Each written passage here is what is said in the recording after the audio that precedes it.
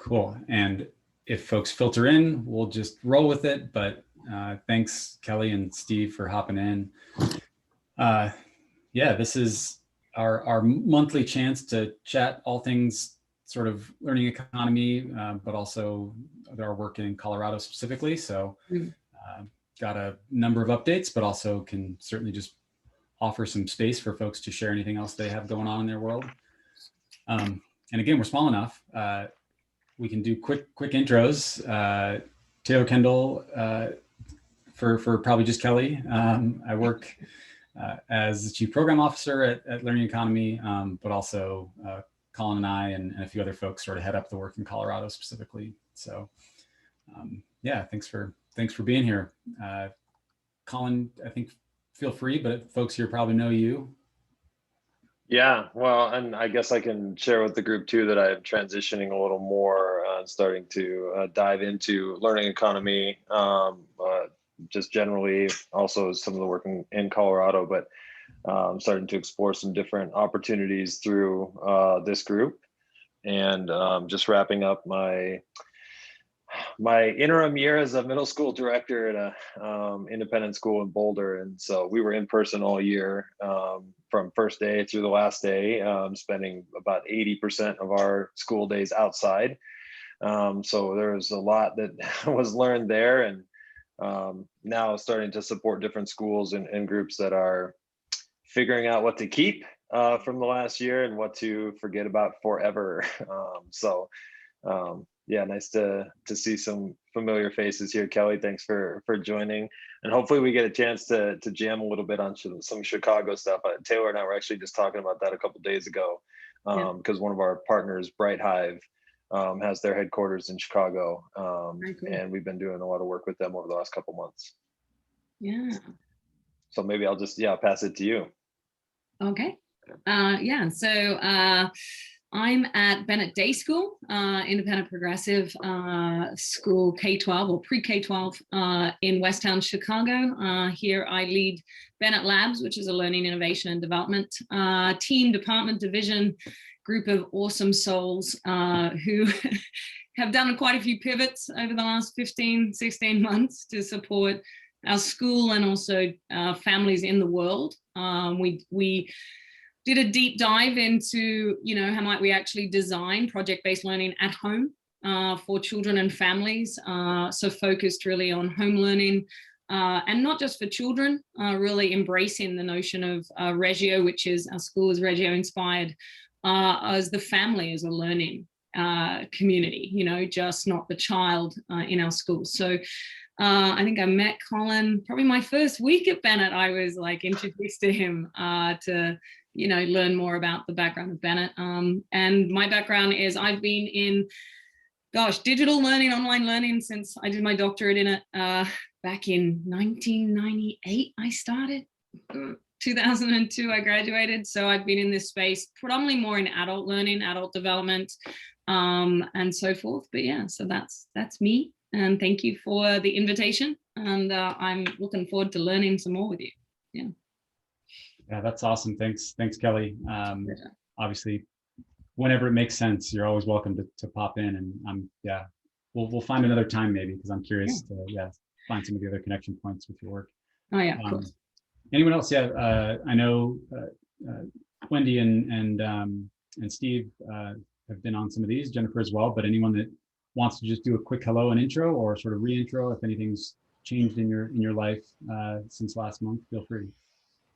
Yeah, I'll join in here in a bit. I was with the Washington State Community and Technical Colleges, and I'm kind of shifting over to working with one of our centers of excellence, which includes our aerospace sector, which is Boeing. So we're working now with the Open Skills Network. You've probably heard about that work. And WGU here in Seattle is involved in that, of course. But anyway, so we're getting involved in trying to do some open skills work and maybe casework, IMUS global casework, based on the aerospace sector in Washington. So I'm in Olympia, Washington, by the way. And I finished my doctorate in 2000, So Nice. not so long ago either. So, well, now it seems like a long time, but anyway, that's me.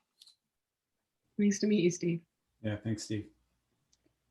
Sure, I'll say hello next. And it's good to see many of you again. So I'm Wendy Charles, Chief Scientific Officer at Burst IQ, and we are a blockchain as a service. We provide a lot of services, including some activities for managing education credentials and certificates. And so speaking of education, I was very pleased to have been specifically recruited by the director of the FDA's bioresearch monitoring operations to train the FDA on how to review blockchains when they do audits. So our efforts continue to expand, and I'm so happy that there is an increased awareness of blockchain among federal agencies, and that they have sought out people in industry like ourselves to help train them about what to understand. So that's my update. That's awesome. Thanks. Yeah, I don't remember when, but we've got some time. I'm excited to get a little deeper look Yeah. under the hood. I think we have that coming up in the next couple of weeks. I don't remember, but we've got something set. So Jennifer, if you feel, if you want to jump in, that'd be awesome. Yeah, Cool. so I'm the partnership director for the Denver Education Attainment Network, and we are a third-party convener and accountability partner for education partners in Denver, with the common goal of getting more students a high-quality credential with an intentional focus on low-income first-generation and students of color, but really focusing on smoothing out pathways and helping our partners work better together to improve the system for students and for the student experience. So it was really interesting, our partners at CCD and DPS were working together, and there's been this issue of transcripting college credits for high school students.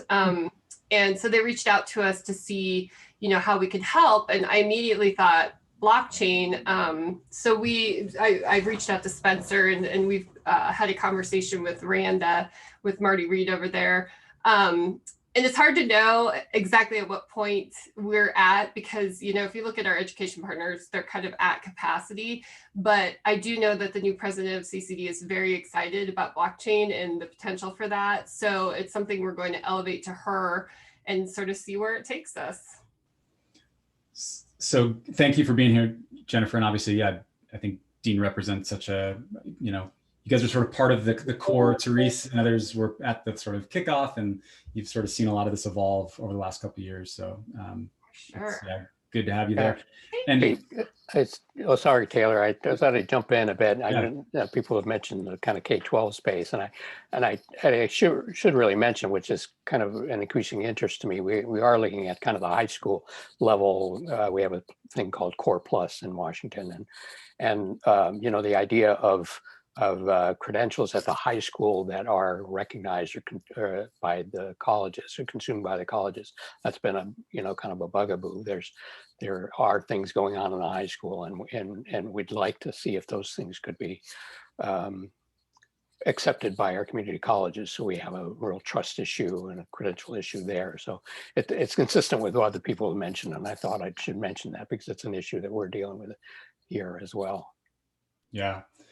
It crosses all borders and boundaries, some of these issues. So we're finding more and more similar conversations seem to keep circling back to, whether it's just sort of trust infrastructure or, data governance, all these sorts of ideas. And Jennifer, so we actually just came into alignment and have had a few conversations with Marie, and are going to try to kick off a sort of community of practice across Auraria, and would also love to have you or anyone else at Dean that might make sense to be a part of that conversation, where Colin's actually going to work on getting a sort of doodle poll out to find a good date for folks to chat. But I think there's some renewed, to her credit, and obviously she's still new at CCD, but to her credit, she's, I think, very willing to sort of help push the conversation forward. And so we're going to try to do a little kickoff call with a collection of 10 or 15 folks to see what we might be able to get started up at Auraria, which I That's have. so I exciting. have, yeah, no, it's, and I spent a decade there. So I have Yeah. this like, deep interest in that campus being, being a Well, part of this work. Yeah, So. and it's so unique. I mean, we have these convenings with national partners, and there's really nowhere else that has, the 3 colleges on the same campus. So, there's just this idea of what was that meant to look like, and what kind of partnership can we strengthen there? Yeah, no, that's exactly what we aligned on, and we'll keep moving. But yeah, it literally, like Colin and I were just discussing it this morning, actually. Yeah, I would love to be looped in. Colin, I'll send you Maya and Teresa's emails. Yeah, that'd be great. Yeah, we know the 4th of July is a lot sooner than it seems when we start to look at the calendar. So we're trying to get something together. But yeah, it seems like there's a lot of good energy. And always with a new person, right, that comes in with a lot of ideas. It's a great time to start fresh. Oh, and this is Wendy again. So I just thought of one more educational related thing. So in the effort of Burst IQ to create more educational efforts for college students who want to learn more about blockchain, we joined their kind of industry partnership program. And over the last 6 weeks, college students from the Colorado School of Mines worked with our team on real projects. And they were computer science students. And so we taught them about blockchain. We met with them every week, and they programmed a user interface and API connections to a real blockchain. And what was so exciting is that they made a difference in a real project. And this was for a charitable pharmacy that has a website, but wanted to use a blockchain backend so that it could better manage the privacy and security and exchange of information related to donated drugs. And the students did it. And so we also issued a huge press release so that we could give credits to the students. And of course, that gained a lot more interest among other students. So I hope that you consider this type of activity for your own organizations too, or bring them to us, because we're happy to foster learning opportunities for students. It's such a cool use case. And I know we've been working at some of those connections with School of Mines. So I love to know that came to be. Yeah, absolutely. They're going to do their final presentation on Friday. So the project is almost complete. It's awesome. Well, share anything or let me know. We can make some time at one of these. Okay, as sure. you know, whatever the outputs, that are relevant to this group.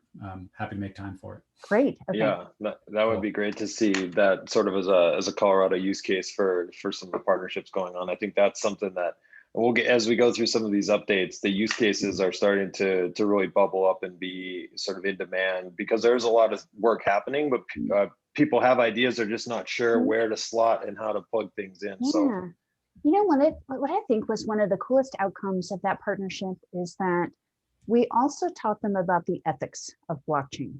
And ethics was a big part of their training about what does blockchain do that a traditional database can't do in our effort to create a truly patient-centric focus. And so the students actually said that they provided an entire ethics presentation to their class last week about the ethics of blockchain and what are those features that can better enable an individual-centric focus or a patient-centric focus. And so I thought that was a wonderful, unexpected outcome. Of course, ethics is critical for us to teach in any environment, but for the fact that the students were able to take some of that information and present it to others was a really exciting outcome. That's awesome. And speaking of that, or I can dig up the link, there's a Digital Trust Summit. ASU is actually holding their sort of annual event right now. And I'll be, as part of the unconference element of it, which is tomorrow, we'll be doing sort of a small breakout that we're looking at ethics and privacy specifically when it comes to sort of digital trust. So for folks that have time, another opportunity tomorrow to plug in. It's a free event. So a lot of, I think 3 days. So tomorrow's kind of the halfway point. So let's, all of this is awesome and it aligns well, I think, with some of the other updates. So just going to kind of move through some of this stuff quick. Obviously, part of this work is aligning and in partnership with CDHE and Spencer and Michael Vante and others that have been sort of, pioneers on the state agency side to help us connect dots. Also, folks within OIT and the governor's office. So they have a few things that they wanted to pass along. They may try to hop in as usual. Folks' schedules are crazy, but one thing that I think is just general sort of PSA is go get your vaccine if you haven't. Yeah. Colorado is still in a which strangely I think it's one of 3 or 4 states that are still seeing they're sort of at the medium or orange level of cases. So we're actually I don't know exactly. I assume that's due to the sort of transplant nature and how many folks are currently migrating to Colorado. It has something to do with it. But anyway, that's sort of PSA by way of both us as well as CDHE saying, yeah, Colorado still has some work to do when it comes to COVID. The other thing I wanted to make mention of is the evolution of the ETH Denver is a big event that some folks here are familiar with. It's slowly become more and more aligned with some of the state agencies, and they've come into a really interesting sort of cadence over the last few months. A lot of new governance structures. There's now what they call the Spork This is a very fun sort of character-based community and event, innovation festival, as they call it. But just recently, maturity around the way that entire community and event is governed. So they launched this Spork DAO. DAO is a decentralized autonomous organization. So we have a little presentation there in the agenda, the Spork DAO launch with some slides. Also just at ethdenver.com, there's a ton of stuff going on. In fact, there's a launch event on the 26th. I'll be out of town. I wish I could be there, but it's an in-person event that should be a lot of fun. And then alongside, there's also the Colorado Jam Incubator, which is a means of actually building and Burst IQ and others actually have been sort of part of some of that work.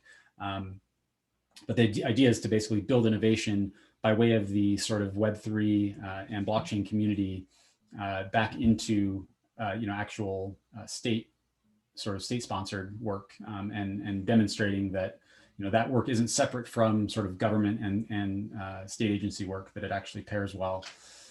So a lot of good momentum around bridging the worlds of sort of emerging tech, blockchain, Web3, and actual state government. And those that know the governor, all the way up to Governor Polis, he's very interested in I think Denver and Colorado being a hub for what does a digital state actually mean, and how do we do this in a way that actually affects citizens. And I guess our lens through C-Lab is also positively affects students and workforce development. So a lot going on with ETH Denver. Take a peek at any of that stuff. We've kind of already done some other general updates. Colin, I don't know if you want to do a quick high level on IEEE or any of the open standards related sort of momentum. Yeah, good stuff going on. Sure. I can give a rundown. I'll mention OSN to Steve. That's relevant work for Steve. But the Open Skills Network, in a partnership with Western Governors University, just completed a 12-week pilot program with 14 different pilot teams from across the country working on developing open skills. In their case, they call them rich skill descriptors, or RSDs.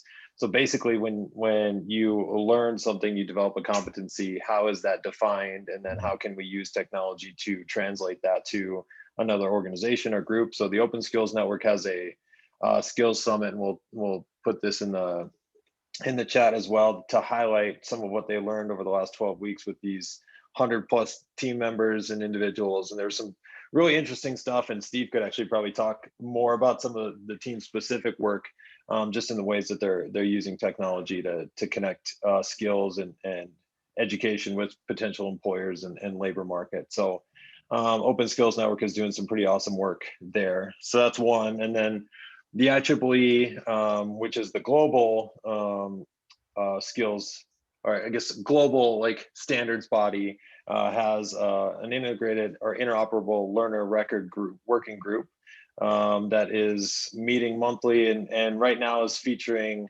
a panel each month focused on different aspects of sort of the learner network and the verifiable credential network. So there's a lot of different working groups that meet at different times, but the IEEE working group is trying to bring all of those together on a global scale to develop recommended practices for what should be included in inoperable learner records. And so we'll put that in the chat. Yeah, Taylor already did. So that is the main landing page. It looks very corporate-y, but the exciting thing is that we are on a regular basis getting anywhere from 60 to 100 members across the globe who are talking about and sharing in the work that they're doing. We've got some use cases that were highlighted last week from Europe, from South America, and it's really awesome to see how the open standards, this is all done in the name of open standards. I think that's the other part that I think we're all kind of navigating together, is that this should be open and freely shared and available for any group that is trying to incorporate standards-based work and skills work into their organizations and industry.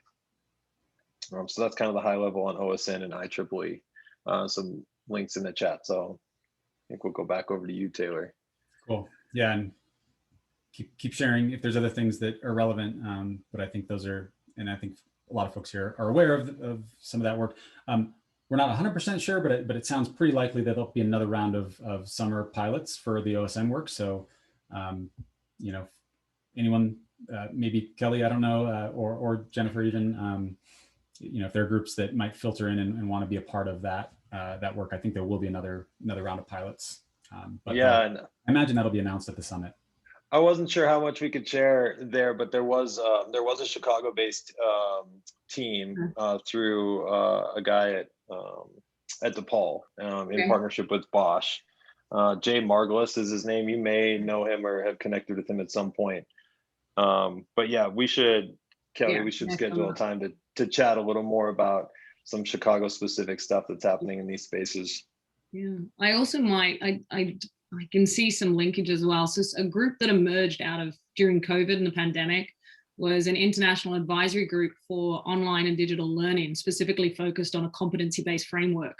And we've got 160 member organizations, and it's across, I think, 22 different countries.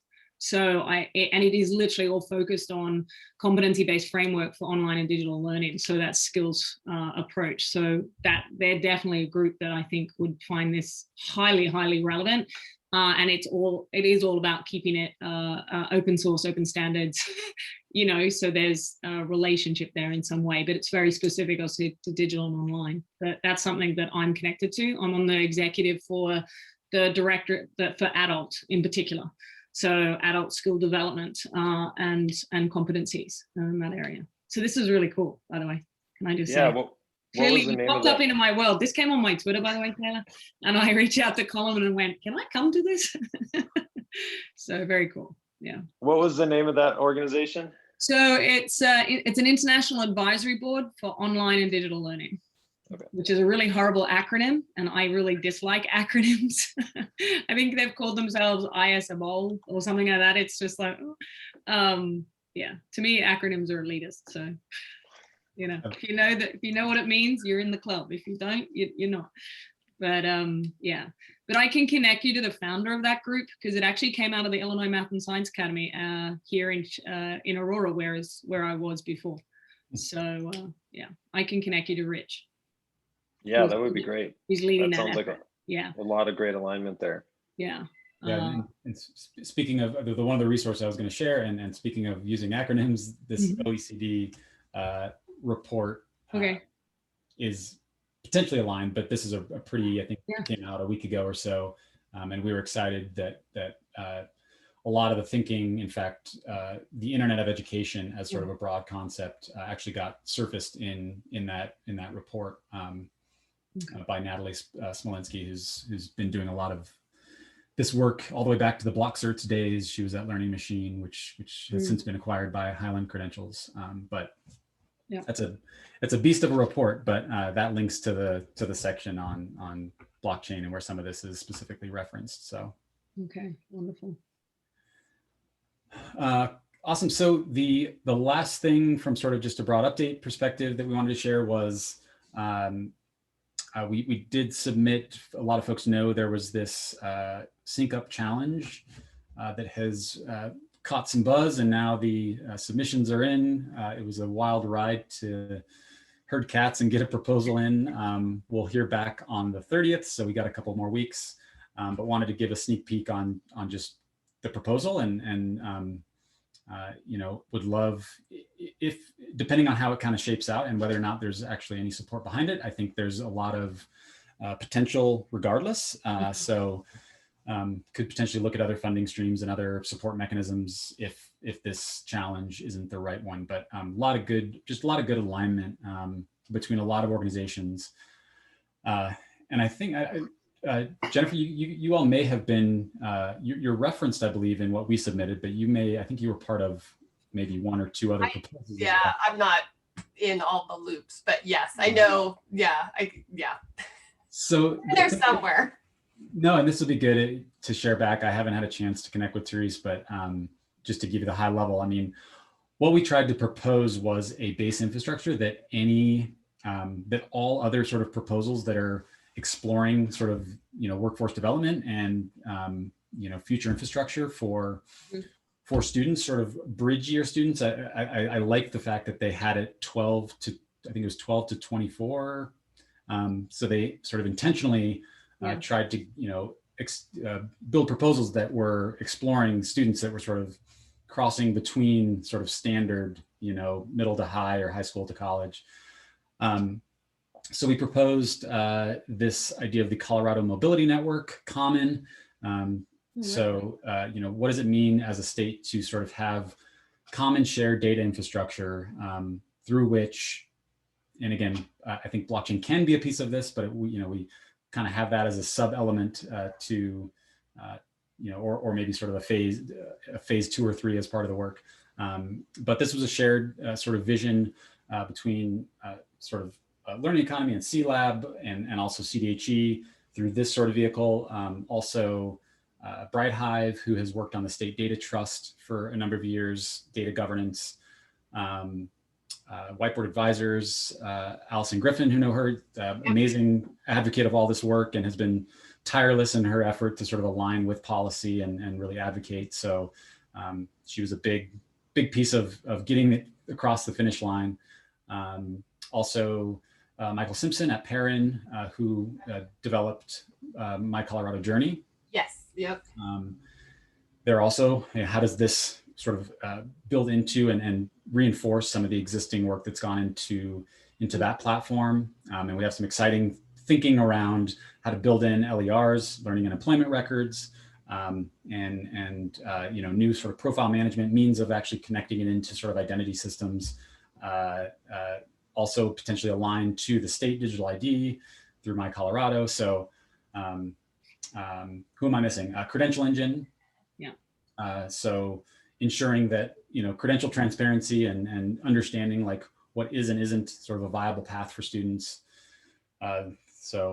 Scott Cheney and others at Credential Engine were also part of it. So anyway, excited about it. We'll see what comes back by the end of the month, but know that, it wasn't a singular product or platform. It was like, can we invest in, durable state infrastructure and we also have a pilot network of about 5 other groups that represent some military and sort of rural Colorado and folks that can actually sort of pilot plugging into this common infrastructure. So love it. Yeah. Really exciting. So let's find time. Would also love to unpack some of it with Therese at some point. Yeah. And it's Therese. I'll say it when she's not here. So it's not Therese, it's Therese. Therese. Yeah. I've comments.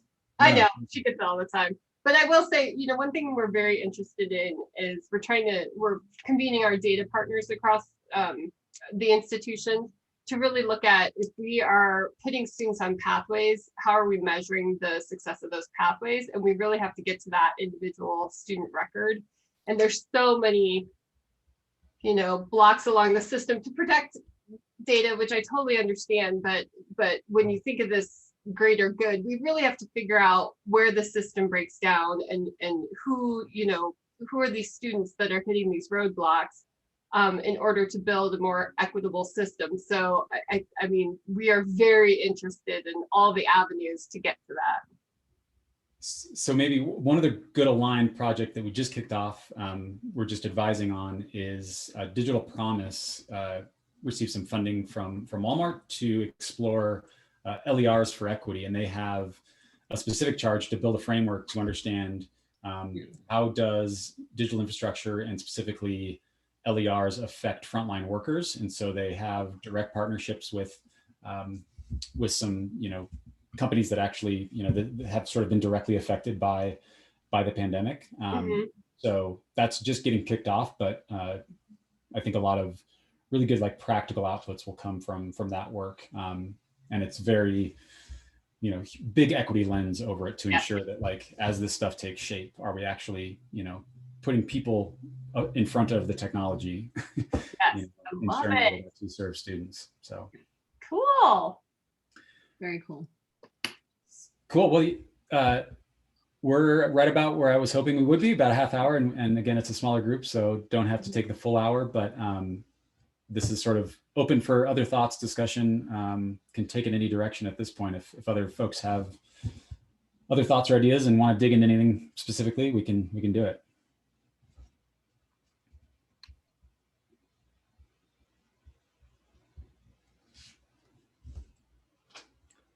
And we can also call it if not. That's perfectly fine. Yeah.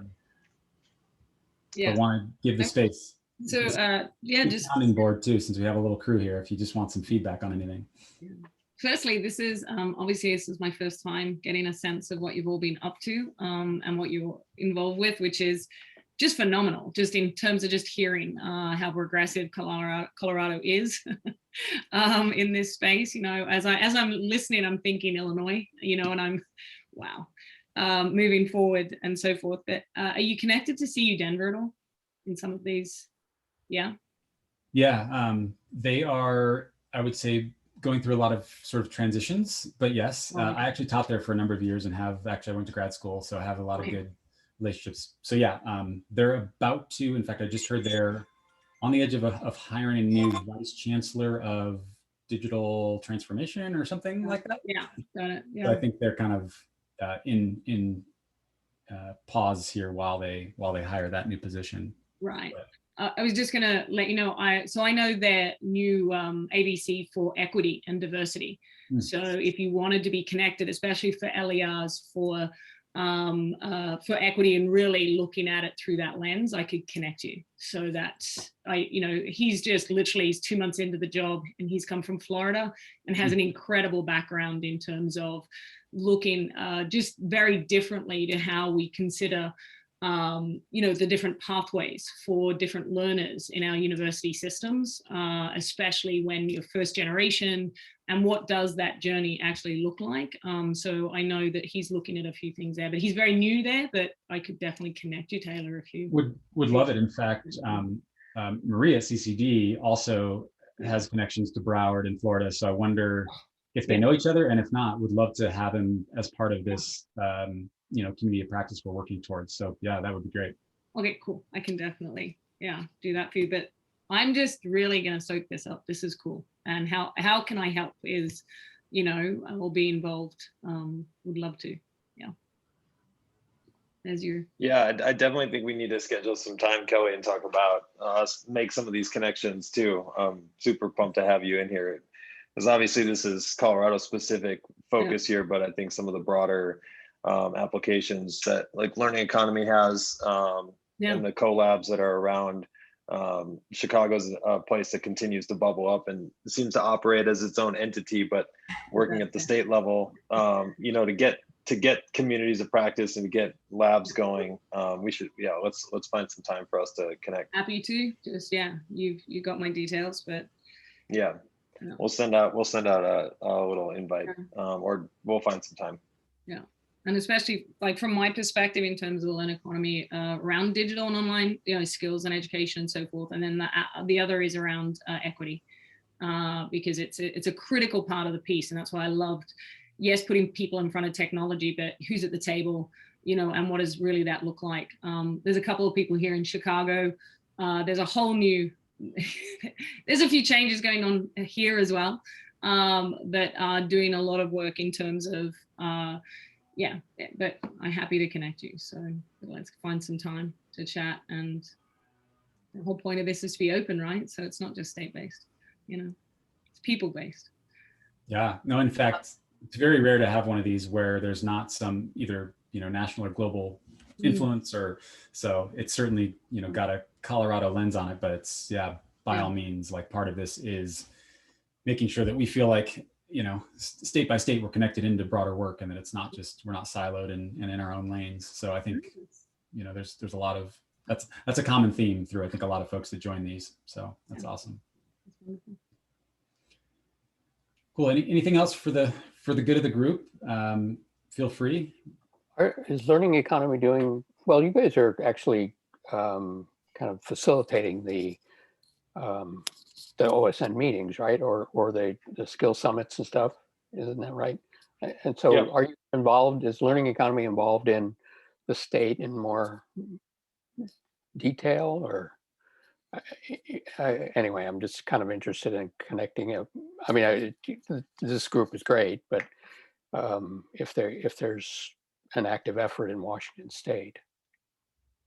Yeah, Colin, I don't know if you want to unpack our involvement, but right now it's sort of, I have a shared interest that there should be a more obvious tie and explicit connection to Colorado, because we have, us selfishly being here and wanting to see some of this work evolve locally.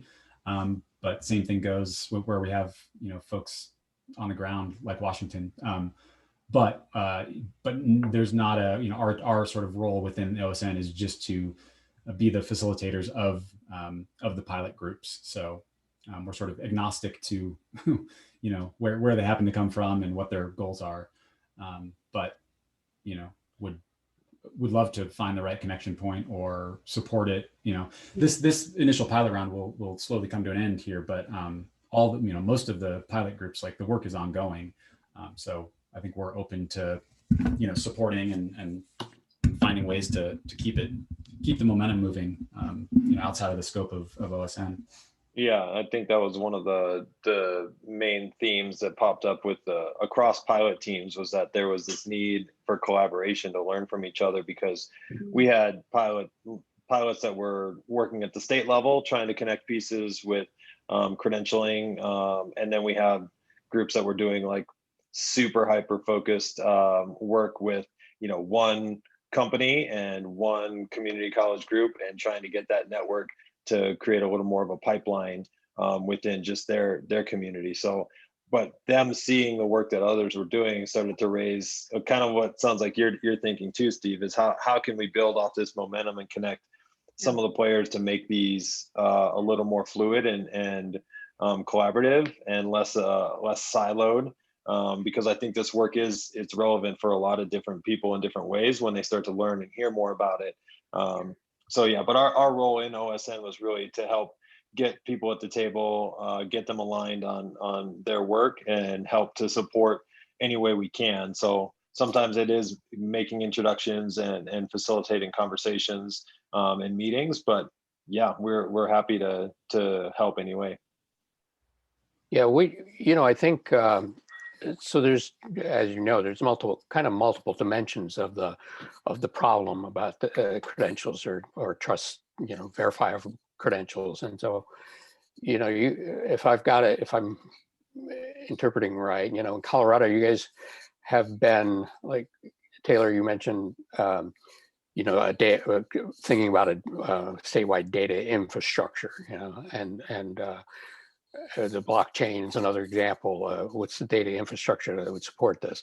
We've thought about that a little bit in Washington State. We're nowhere near thinking about it as a state. Okay, so we're still, and the OSN network work even is more on the, well, a data infrastructure just for skills, right? And it's not the same thing as blockchain or anything else. It's really about putting in these skill statements and enabling that. So that's a piece of a data infrastructure, but we still don't have the statewide discussions amongst important players in our state about that, about the data infrastructure. So that would be one area where it might be useful to, we could get some direction somehow. But having said that, and Jennifer and Wendy, you've already talked about this a bit, having said that, we are also working on the other side that intersects with that, what I mentioned about the trust, how do we, we have these skill networks, and how do we build a credential at the high school level that would be trusted by the college level? How are they gonna consume it? Is they gonna consume it as a credit, or as a course credit, or as a module in a course, or what, and how do students share it, how do employers consume it, that kind of thing. And so, we really haven't even gotten much progress on that, but I think in some respects, building out those skills and competency frameworks at least allows us to get a common framework. When I think about our aerospace sector, for instance, they do think in terms of some common competency frameworks and stuff. Mm-hmm. So that seems to be one way that we're kind of linking into trust in a way that says, well, at least we can agree at some level that this is the framework we're talking about. And if we always use that currency, then maybe we have a level of trust that we're talking about the same thing. Anyway, it's not a very good explanation, but we're just, I think in a way, in that sense, we're early stages in Washington State. Yeah, and I mean, all of this is early. I think that's the reality. Is there are some models emerging, and we hope that Colorado can really find a way to have a blueprint that others might be able to learn from. But there's a lot of evolving work. This is one group that came to mind, Steve, as you're talking, that we do connect with pretty often. Ari there, and some other folks. That might be a good intersection point with sort of the broader blockchain work, and they're one of the more sort of grounded, because they're connected into the WTIA, the Technology Association. They do have some sort of stability and some resources. So that might be a bridge group. I don't know, but happy to make an intro if that feels like a good fit, maybe. Yeah, good. But yeah,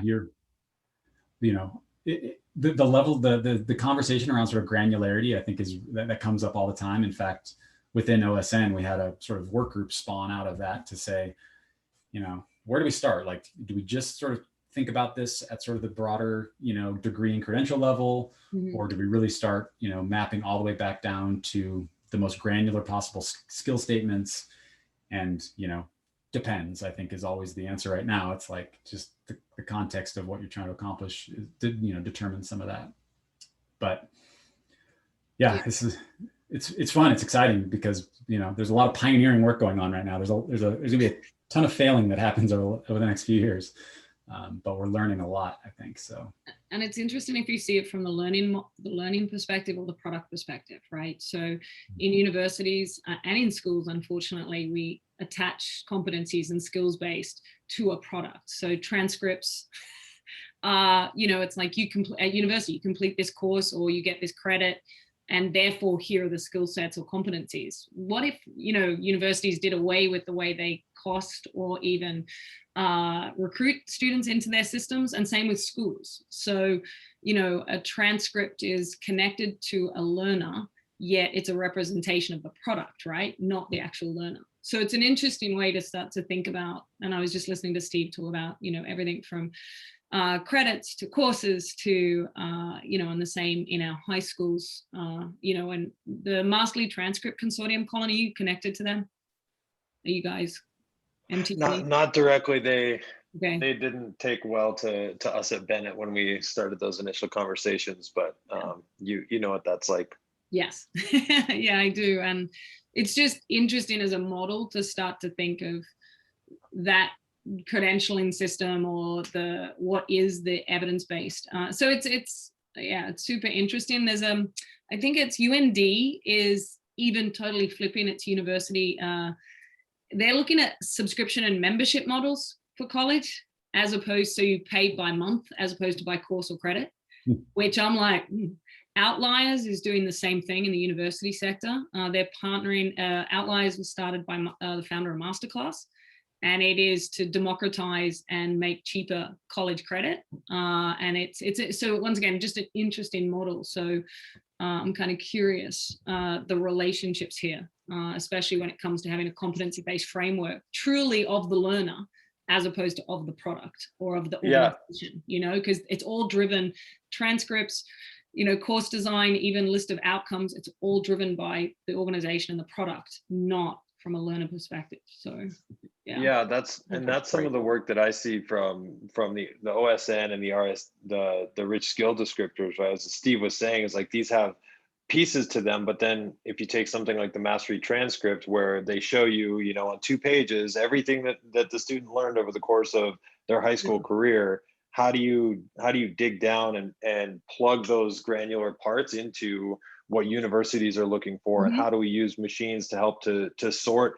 and make sense of all that? To me, that's a natural partnership. Is like, what if the mastery transcript was loaded with RSDs that immediately got slotted into the university, so their first suggested courses were all just automatically suggested based on their interests and passions. Like, to me, that's very logical. It's getting those players into the right lab to get them collaborating and make that actually happen. And that's some of the exciting work that I think teams are actually starting to do. But you're right on it. Yeah, because it's for me, it's super interesting in our systems are not learner centric at all. You know, and they're financial models and business models, right? So, you know, every time I go to any organization, learning organization, and it's pay by credit, pay by course, I'm like, come on, like, you know, it just the financial model. Colin knows what I'm like. I need to know the business and the financial model because it has an implication. But I think if we took that model out of the learner model, it means you could move your skills and competencies around a lot.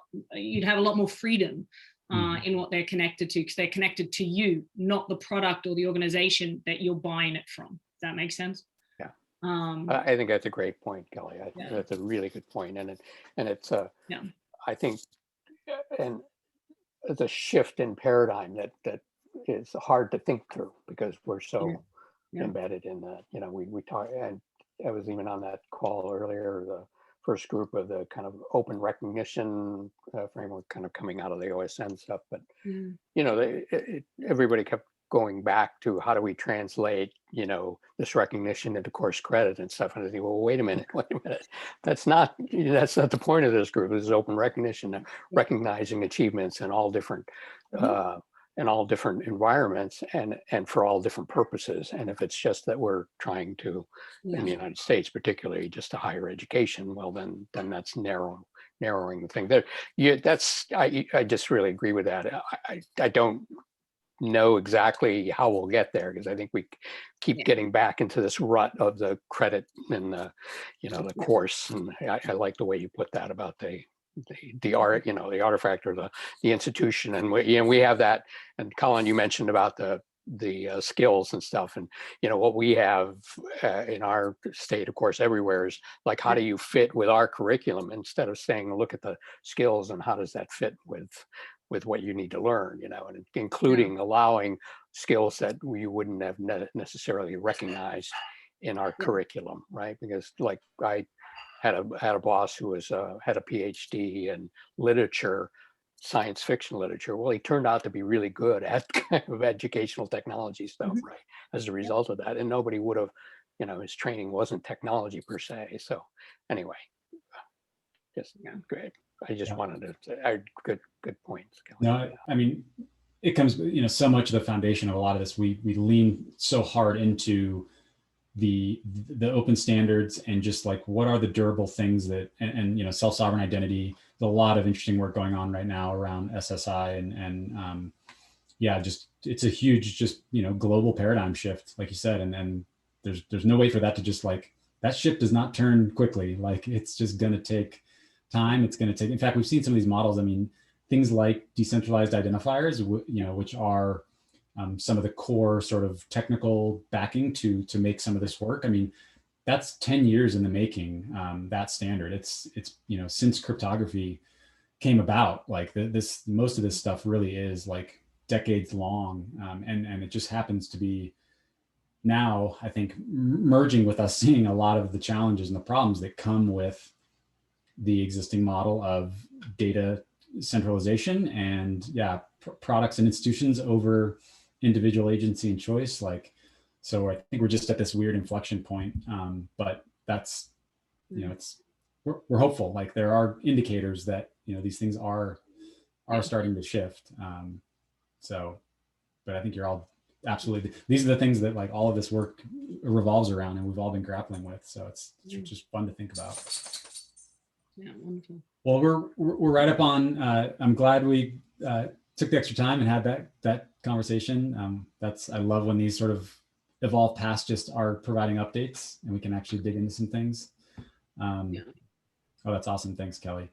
Yeah, No, go ahead. I just put in a link that is to the announcement, the University of North Dakota, and how they're going to be looking at it very differently as a university. Yeah. I wondered if, when you said UND, I grew up about 20 miles east of UND. Oh, really? If that was the same one, yeah. And there's actually a pilot team that's doing some pretty interesting work with birth to graduation in the state of North Dakota, which this pairs is right in alignment with all that work they're doing. This is awesome. Sorry. No, I used to deliver the Grand Forks Herald, which is the reporting group on this, it's close to home. That's classic. The day I can say that, Colin, is the day we definitely have a beer.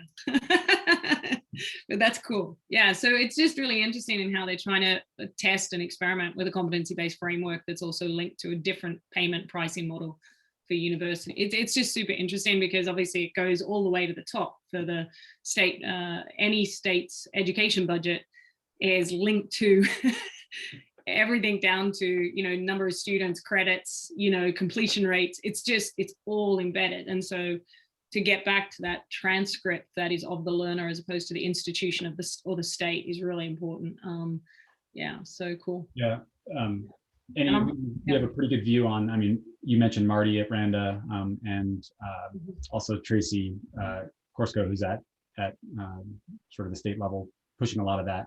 The open credential publisher is kind of, I think, the backing for some of this, but a lot to learn from North Dakota. It's really cool that they're pushing a lot of this forward and have some support behind it and funding. So yeah, anyone that wants to, any of these evolving, right? We just sort of broadly call these collabs, but they're just, you know, ecosystems where either there's support or funding or, you know, some policy that's driving things. I think that's part of our role, is to try to keep tabs on who's working on what, and like, yeah, where to connect the dots. So always happy to play that role. But we like playing matchmaker. And Kelly, thank you. It sounds like you're going to play matchmaker a little bit for us. It's funny because obviously I've been working in K-12 for the last number of years, but closely connected to universities. I'm in both worlds, which sometimes can be crazy, but it'd be nice to, you know, what can K-12 learn from universities from K-12, because they are deeply interlinked when you think of the learner journey and pathways, and not for all learners as well, right? And we have to really look at the learner economy through the multiple different experiences. So yeah, that's wonderful. Awesome. Well, we'll sign off. We're up on the hour. Thank you again for jumping on. Wendy, it looks like Jennifer had to hop off, and yeah, Steve as well. Always great. Same time, same place. If anyone. Yeah, great. Thanks. Thanks, everybody. Nice meeting you all. Nice seeing you, Colin. Bye. You too, Kelly. Take care. Cheers.